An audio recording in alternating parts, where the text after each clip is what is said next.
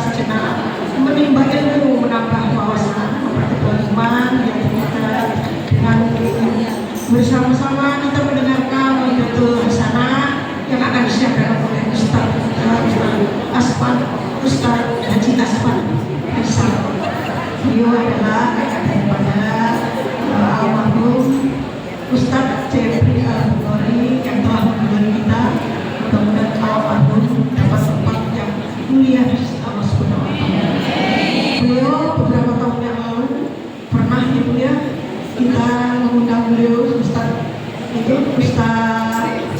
Jeffrey beberapa yang lalu kita masih ingat ya. Mudah-mudahan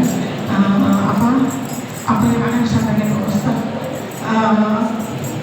Ustaz Asman ini akan membantu kita mendapatkan doa Allah Subhanahu wa Ta'ala. Ustaz Asman, mari persilakan, kita sudah lama menunggu Ustaz.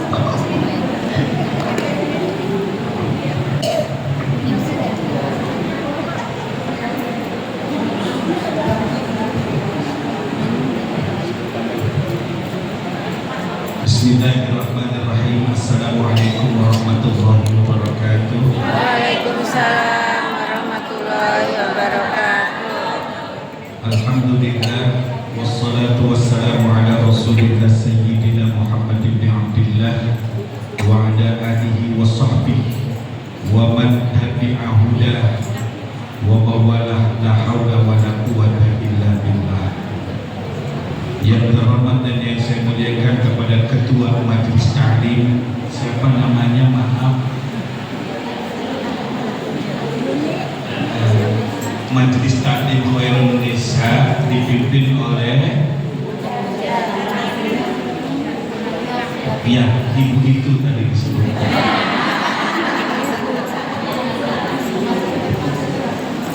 Ya, Ibu Mujaswatimah beserta seluruh staf dan jajarannya, karena asbab beliau-beliau kita sepertinya istiqomah melakukan pengajian, hadir di Majelis Ta'lim, dan juga wabil khusus kepada para sesepuh tokoh masyarakat, ayahanda yang hadir juga di sini semua, dan juga secara umum bapak-bapak, ibu-ibu, adik-adik semua.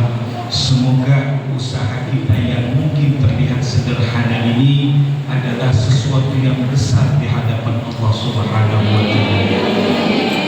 Karena ada segelintir orang ketika dia menganggap dirinya melakukan hal yang besar padahal kecil di hadapan Allah.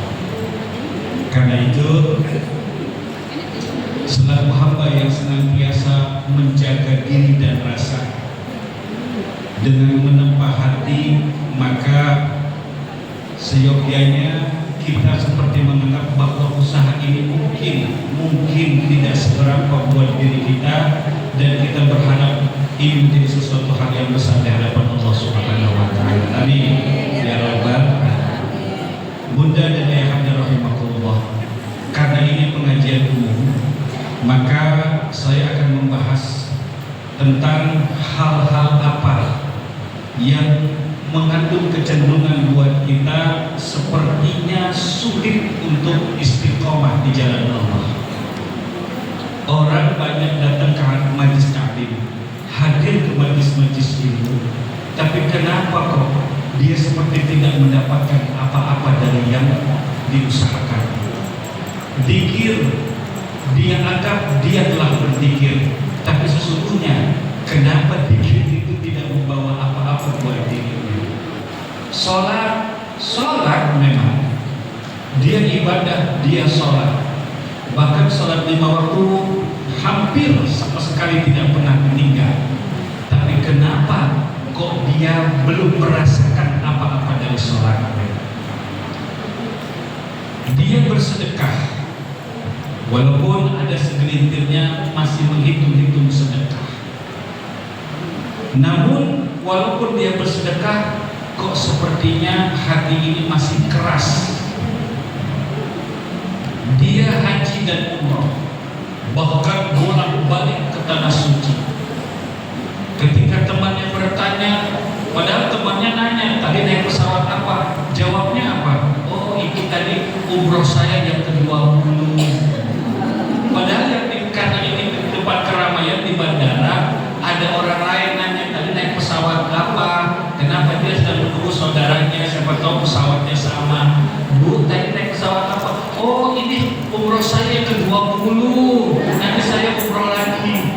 Kan orang bertanya begitu langsung bingung mau jawab apa ya, langsung kita jawab, oh iya Masya Allah, nikmat ya Bu ya, Alhamdulillah, nanti saya berangkat lagi nih, dan nanti saya akan berangkat haji. Pertanyaannya, apa yang kau dapat dari ibadah-ibadah tersebut? Pernah nggak terasa hati ini seperti gersang? Terus kita kayak ngobrol sama diri kita dan kita ngomong, aduh ya Allah, kok begini banget ya hidup. Pernah nggak hal-hal seperti itu terjadi pada diri kita? Itu pertanda Allah sedang menyentuh kita. Untuk apa? Untuk memperbaharui ibadah kita, memperbaiki ketaatan kita, serta mengevaluasi dari apa yang kita pernah berikan kepada Allah Subhanahu wa Ta'ala. Pak, Bu, kalau bicara tentang ketaatan dan ibadah, Allah nggak perlu sholat kita. Kita sholat atau tidak sholat, Allah tidak berkurang pun sedikit pun kekuasaannya. Dan kita sholat pun Allah tidak bertambah kekuasaannya. Bapak ibu mau zakat, mau sedekah, berbagi rezeki kepada orang lain, ibu bagi, ibu gak bagi, gak berkurang apa-apa dari kekuasaan. Ibu berangkat haji ke tanah suci 20 kali, bolak-balik umroh 40 kali, nggak ada tuh bertambah kekuasaan Allah. Jadi tolong perhatikan ya, kalau kita perhatikan nih orang-orang yang berkeyakinan tentang dewa-dewa, itu dalam keyakinan mereka, kalau orang-orang ini beribadah kepada si dewa tuh makin kuat. Ini dalam filosofinya orang-orang Yunani. Kalau kita makin taat beribadah untuk si dewa itu makin perkasa. Tapi kalau kita kurang beribadah ke dewa itu, maka dewa itu mulai lemah. Itulah kenapa di antara masyarakat Yunani kuno dulu itu menyembah banyak dewa, tergantung sukanya yang mana. Kalau sedang dia mencinta Dewi Amor, kalau sedang galau siapa? Dewi Amor juga. Minta agar hati ini terus berkembang dan bunga yang terus berrekah. Pertanyaan saya, itu Tuhan apa? Tuhan yang kalau disembah makin kuat, tidak menyembah makin lemah.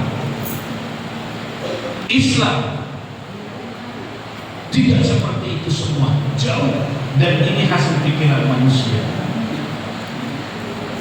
Ibu, bapak beribadah lebih kuat lagi kepada Allah, tidak akan mengurangi dan tidak menambah apa-apa. Terus Ustaz, sebenarnya ibadah kita buat apa sih? Untuk diri kita. Ustaz, saya nggak boleh ngomongin orang untuk siapa sih? Bukan untuk orang itu. Kamu ngomongin orang kaya, kamu gibah orang kaya, kamu gosip orang kaya, tetap aja kamu miskin. Makanya tidak salah di dalam Quran, amalmu milikmu, amalnya miliknya. Siapa yang berbuat maka dia akan melihat. Kita pamer, ingin dipuji orang. Sebenarnya orang seperti orang yang rusak hatinya. Kenapa? Untuk apa dia mendapatkan pujian dari orang? Emang setelah dipuji turun uang 1 miliar? Setelah dipuji tiba-tiba di rumah kita parkir mobil harga 700 juta. Setelah kita pamer ibadah, apa suami kita makin sayang? Tidak. Ini yang saya maksud sekali lagi. Engkau beribadah, lebih baik beribadah atau engkau kurang beribadah, tidak berpengaruh apa-apa bagi Allah. Dan ibadah yang kau lakukan, ketaatan yang kau lakukan, kebaikan yang kau lakukan, perbuatan buruk yang kau hindari, semua untuk dirimu, untuk diri kita, bukan siapa-siapa. Di dalam tubuh kita, ibu, ada yang namanya jiwa. Jiwa ini kata ulama bagaikan selembar kertas yang bersih. Mau ditulis apa di atas lembar kertas jiwa itu, maka kitalah yang menulisnya. Apakah engkau tidak menulisnya dengan tinta emas, atau kau tidak menuliskan dengan berbagai macam keburukan di dalamnya, maka semua tergantung kita. Itulah karena kita perhatikan dalam Quran, kullu nafsin, jiwa di sini bukan, di dalam Quran ini yang unik yang dicatat bukan nyawa, tapi jiwa. Kullu nafsin, nafsu kan jiwa, nafsu itu jiwa, bukan ruh. Kalau ayatnya kullu ruhin, nah baru ruh. Ini di sini dituliskan nama Allah jiwa. Kemudian ketika meninggal dunia, sakaratul maut, yang dipanggil Allah untuk kembali bukan ruh, tapi juga jiwa. Ya ayyatuhan nafsul mutmainnah irji'i ila rabbiki radiyatan mardiyah.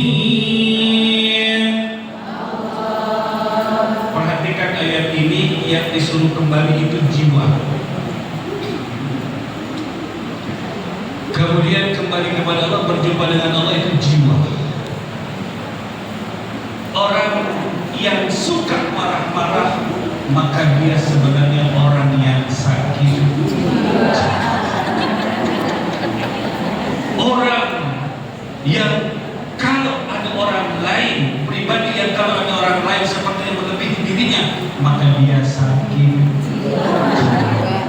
Sampai yang paling parah, orang yang kehilangan jiwa sebelum meninggal dunia. Siapa? Yang kecewa, hatinya disakiti, saking sakit, nggak lama dia ngomong sendiri depan kaca, nggak lama jalan keluar rumah nggak pakai celana. Itu orang apa? Sakit jiwa, bukan lagi gangguan jiwa. Kalau gangguan jiwa bisa diterapi, tapi kalau itu sakit jiwa, apalagi rusak jiwanya, maka Allah tidak berharap apa-apa lagi kepada dirimu. Itu yang disebut orang gila. Ya Bu ya, Bu, jangan gampang sakit jiwa. Dari mana bermulanya sakit jiwa? Karena sakit hati. Kok bisa hati melukai jiwa? Ketika merasa hati ini telah penuh dengan rasa sakit, maka dia luber, dia menyakiti jiwa.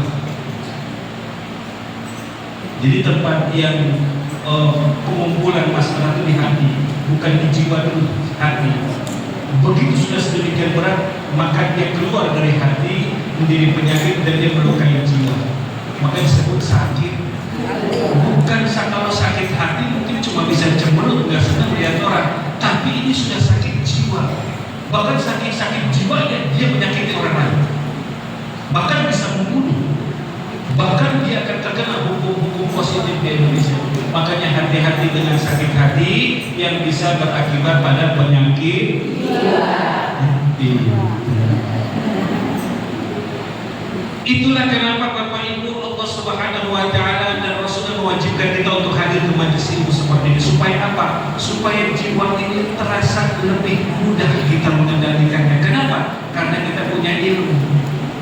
Sekarang kalau kamu sibuk terus ngurusin rumah, ngurusin kantor, terus bagaimana cara membenahi diri dan jiwa kita kalau tidak punya ilmu?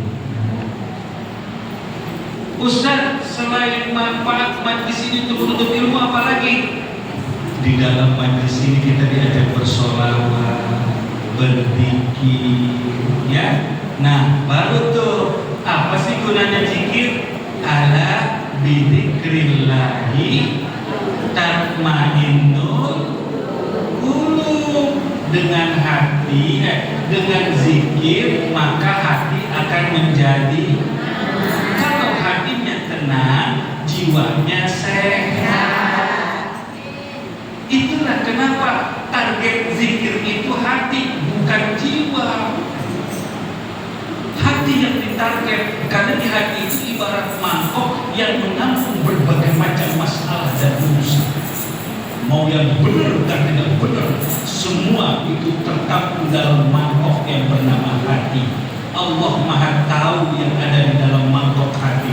Jangankan yang ada di mangkok hati, yang ada di sekeliling mangkok Allah tahu. Yang mau masuk ke mangkok Allah tahu. Yang keluar dari mangkok hati Allah tahu. Karena itu kata Allah, ala bidzikrillahi tatma'innul qulub. Ketahuilah, hanya dengan berzikir, bukan mendengar lagu melo, bukan.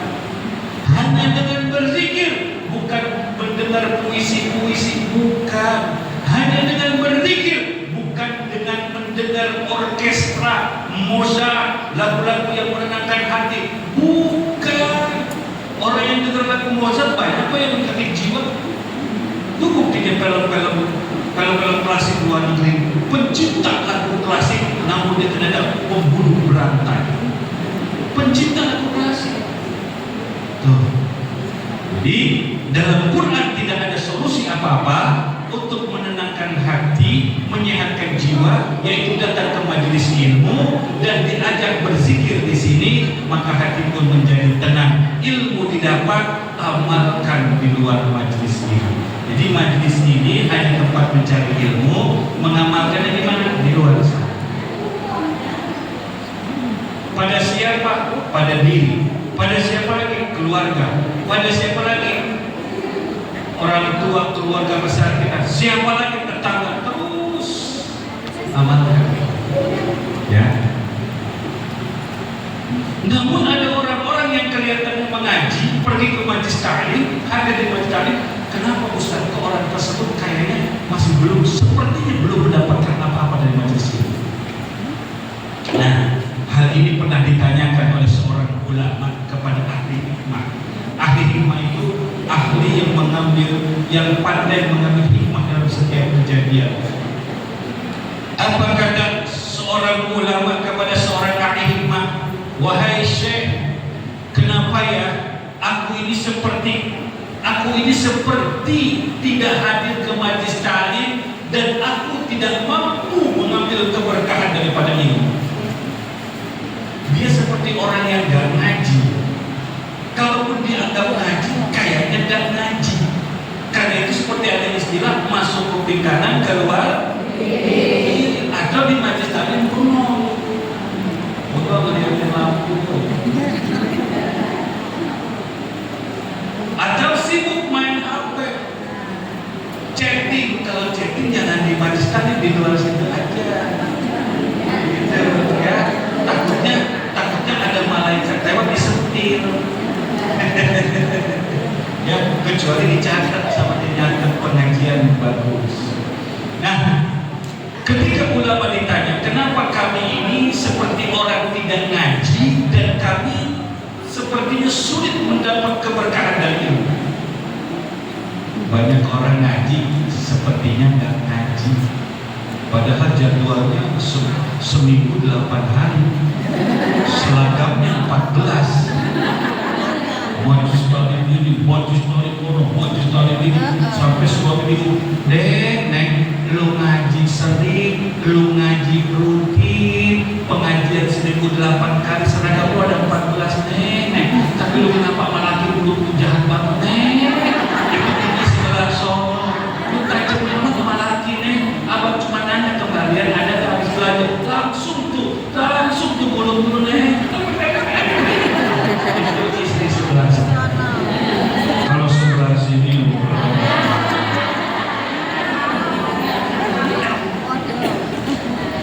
padahal kalau saya amati, wanita yang paling gampang masuk surga itu seorang ibu rumah tangga. sebenarnya. Berarti yang saya khawatirkan mestinya tidak benar, betul? Ya, yang benarnya sebenarnya yang paling gampang masuk surga itu adalah seorang istri sebenarnya. Ya. Kenapa Ustaz kok istri paling gampang masuk surga? Oh, kalah bapak-bapak. Habis makan bersama, ada isya, bapak bisa langsung ke Mesir, tapi ibu gimana? Berapa pahala sebelum sholat Allah kasih saya? Nyuci piring, benar-benar rapi-rapi, ngelap-ngelap sampai kepada seperti yang diajarkan Rasul, Anda tahu pahala gimana? Baru sholat. Gimana ada gede? Bapak dapat pahala 70, ibu bisa 140. Bapak ketika seorang laki-laki baru menikah dengan seorang wanita jadi istrinya, kemudian hamil, bapak mah asik. Ibu bawa seperti bawa beban di mulutnya 2 kilo. Kalau tuh anak 2 kilo, kalau 3 kilo, zaman sekarang kan besar-besar yang keluar dari perut seorang ibu. Kenapa? Makannya KFC, Pizza Hut, makanya kalau dia kolesterol. Nah, itu dia bawa 2 kilo, 3 kilo selama 7 bulan loh. Coba Pak tes batu bata diikat di perut, tes aja. Makanya seorang ibu itu paling gampang masuk surga. Sampai ada ulama mengatakan ketika dia melahirkan, kemudian dia berteriak karena rasa sakit, maka sungguh itu adalah zikir yang paling indah di hadapan Allah. Perempuan dahsyat, wanita itu dahsyat.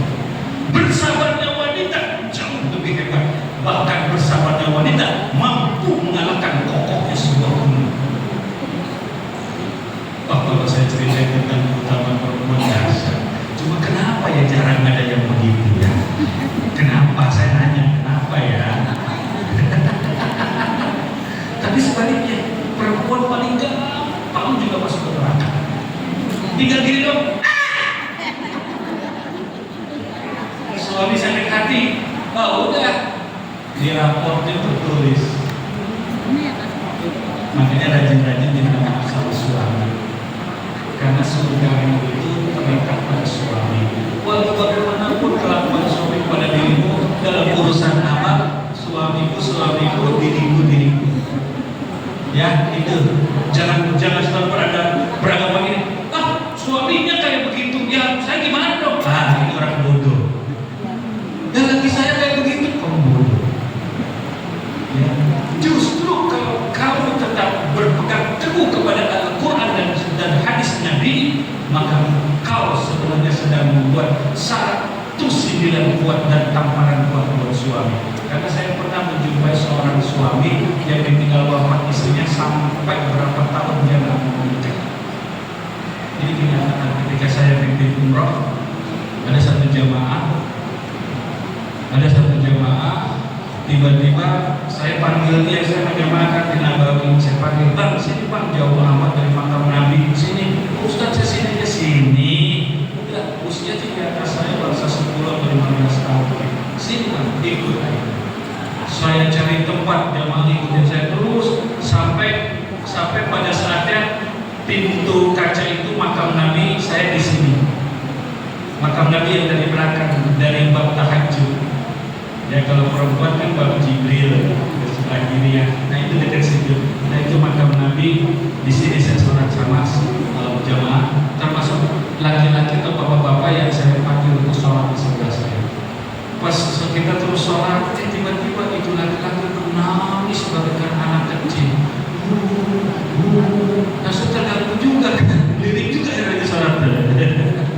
Akhirnya udah saya duduk, saya lihat itu menangis bercucuran air mata, basah baju, terus dia menangis. Sampai saya selesai sholat, saya selesai zikiran, saya pergi, saya ngajak dia, biarin dia menikmati. Mungkin ada sesuatu yang indah yang dia cari sekian tahun baru didapat di tempat. Ternyata benar itu. Udah puas. Lanjut lagi.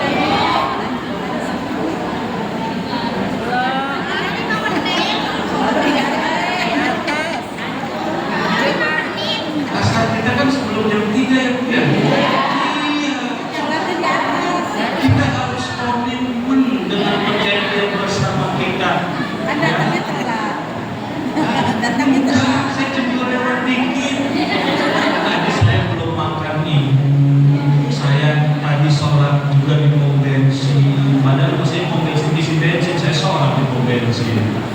Itu pagi jam 8 saya udah ceramah di pengajian Kuitang itu kan acara maulid hari ini. Itu penuh masjid 2 lantai. Udah saya dulu ceramah setengah jam lebih dikit. Lepas itu duduk nemenin tamu-tamu ustaz-ustaz kiai-kiai, langsung saya tinggal. Saya berangkat ke Parung. Itulah perjuangan kita.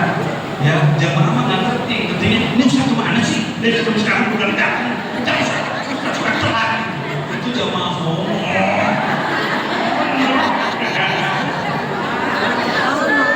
Udah sampai sana ada penceramah juga, udah sabar menunggu. Cuma 15 menit sih.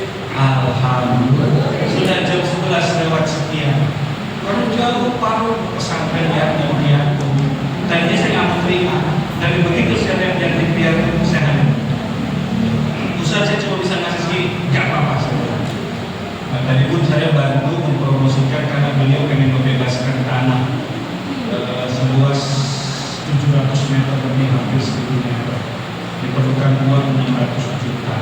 Murah sih, karena nempel dalam kota yang satu. Nah, saya bantu untuk mengajak jamaah mau berbagi, mau bersedekah. Nanti kalau kita meninggal baru dirasain deh. Tanah yang kita beli di atasnya orang membaca Quran baru nanti ngerasain. Tiba-tiba dibawa oleh malaikat apa? Ini ada hadiah bacaan Quran. Ini ada hadiah gak berhenti. Dari mana? Dari tanah yang kita sedekahkan yang di atasnya dibacakan Al-Quran sampai hari ini.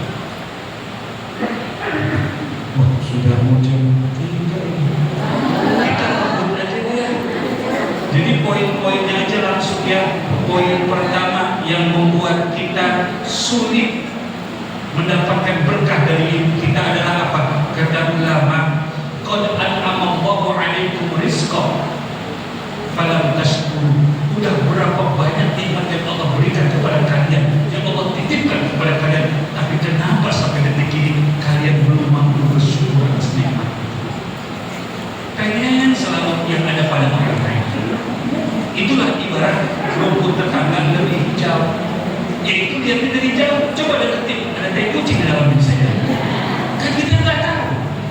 Nah, jadi membuat kita sulit memahami ilmu adalah kita sampai detik ini belum pandai bersyukur atas nikmat yang Allah berikan.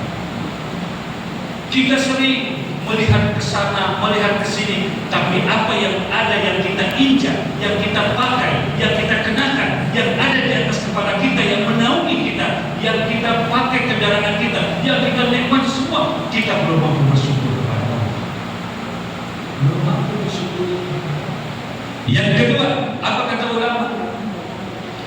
Sudah berapa banyak ilmu yang kau datangi dan kau dapati dari majlis-majlis taklim, tapi kenapa nggak diamalkan? Itu masalah besarnya. Hari ini nih dapat berapa ilmu? Ya Allah, keseringan tuh kita nggak ngamalin. Kalau mau diamalin 1-2 itu pun besok lupa. Jadi hal yang kedua yang membuat kita tidak berkah atas majlis ilmu, yang membuat kita sepertinya orang nggak ngaji, itu adalah bila kita mendapatkan ilmu dari berbagai majlis, kenapa engkau tidak amalkan? Bima alimtum minal ilm, kenapa ente tidak amalkan? Padahal kalau kita amalkan semaksimal kita mampu, nanti di dalam amal itu ada ilmu yang lain keluar yang hanya kita yang mampu memahami. Contoh zikir. Apa dia zikir bikin hati tenang? Nggak bakal ente bisa memahami tentang zikir itu melahirkan ketenangan sebelum ente coba berzikir. Nggak bakal ente tahu bahwa sambal itu pedas. Coba nih, apa namanya?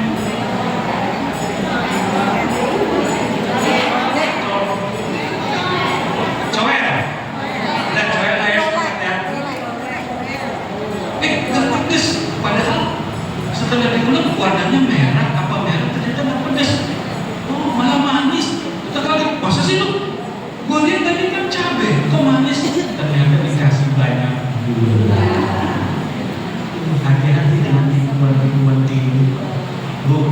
ada 2 butir, 1 potong, 2 butir kecil, 1 pecahan kaca, 1 gula, 1 lagi garam.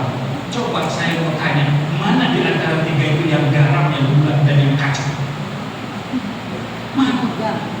Ini kita lagi bicara tentang bab mengamalkan ilmu. Allah sudah membeberkan dalam Quran, dalam hadis, ulama sudah menerangkan semua. Tapi kalau kita belum, gimana mau tahu? Mau tahu rasanya gula? Coba dari 3 itu kau coba. Mau tahu ada rasa? Oh berarti pecahan beling yang kecil, betul? Oh ya mungkin yang ini masih coba. Asin. Kemungkinan gula yang darah. Itu pun masih kemungkinan. Ya, begitu juga pengen tahu mana yang garam. Coba. Begitulah ilmu Bapak Ibu. Kalau tanpa kau masuk, kau rasa dalam, maka kau tidak akan mendapatkan apa-apa hikmah. Percuma ngaji. Biarpun memang secara zahir kita dapat pahala dari hasil duduk di majelis taklim. Tapi sayang, tanpa mendapatkan ilmu. Memang keutamaan majelis taklim itu hadir di majelis taklim, melihat wajah buruknya, ulamanya, itu dapat melunturkan dosa. Kenapa orang di majelis taklim itu disebut sebagai orang yang tidak berdosa? Karena dia sedang fokus melihat sesuatu. Kenapa? Karena kalau dia di rumah, dia main HP, maaf, suka ada dosa di sana, nonton TV, bercanda sama teman, terkadang dosa. Tapi ketika duduk di majelis taklim, dia diam, dia melihat wajah gurunya yang sedang bicara, maka sebenarnya sedang tidak berdosa. Sama kayak orang tidur. Orang tidur itu orang yang tidak berdosa. Walaupun dia lagi tidur bergaplok kepada sebelah, lapor ke polisi, polisi tidak bakal ambil perkara. Orang tidur. Nah, begitu juga kita. Coba ibu duduk di sini 1 jam, mendengarkan nasihat dan ceramah dalam keadaan hati pengen diisi. Coba 1 jam di sini, seandainya sama teman kita yang lagi ngobrol di pojok sana, coba lihat timbangan amalnya, bagus sama kita. Kemudian kalau kita benar-benar memahami ilmu kemudian kita coba amalkan, maka kita akan mendapatkan manfaat dan hikmah. Tuh pentingnya yang kedua ya. Yang ketiga apa kata ulama? Sahibul akhlak. Berkali-kali